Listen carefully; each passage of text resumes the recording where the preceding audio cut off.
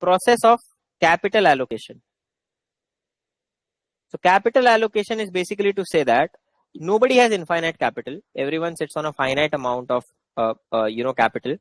And depending upon the overall amount of capital that you're sitting on, you will have to decide for yourself which are the projects that are worth taking, which are the projects that you can execute, and which are the projects that you do not want to execute. And for that, you will evaluate all of these things. What is the cost? What is the whether you have sufficient money or not, what are the different alternatives that you're sitting on, what is the overall profitability of that project, what is the NPV, IRR, what is the return on invested capital that you're getting, and if at all it makes sense for you to go ahead with that specific project, or whether you want to buy a new machine or expand into a new geographic area or shut down a specific project, or whenever it's a decision making project or a decision making process, you will have to ensure that you're going through all of these things together before you end up taking any specific final call or a final decision. So first thing first, you will have to generate an idea. You'll have to analyze the different projects. You will have to create a proper budget at the level of the overall firm. That's like the third step. And once you've done all of this, you will have to monitor the decision that you take after that. So if I were to just create a cycle, it will be like, first thing is ideation.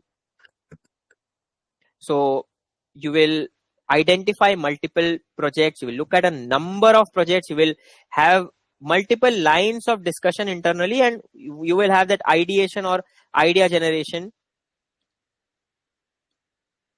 process to begin with. Next thing that you will do is you will analyze the proposals.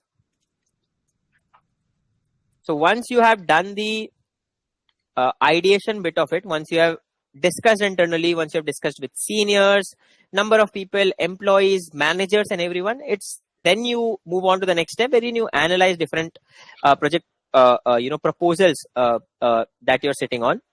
After you have analyzed sufficient projects and you decide on, let's just say, reject a few, accept a few, and you've created a, let's just say, chart for yourself that if at all project goes through these 4 or 5 things, I'll only go ahead with the project if, let's just say, it meets certain criteria. So you'll start creating certain criteria, and you'll also start creating a capital budget for yourself. So this is a very high level thing. This is where you kind of go into specifics or details. This is where you kind of move into a decision making framework.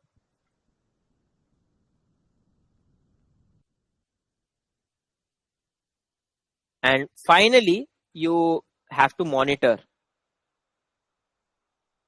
on an ongoing basis. So this is like a 4-step cycle or a 4-step process that you can utilize in order to, let's just say, the 4-step process for capital allocation. It's a simple process. It's like you do a high level ideation, you generate specific matrices. When you're analyzing, you can also have certain matrices, right? That only projects which are worth 1 million to 20 million will be evaluated. Only projects which are in the field of, let's just say, education. You will only evaluate projects which are in the field of education, or let's just say projects which are in the field of factories or plants, something like that. So you'll have certain caveats created for yourself.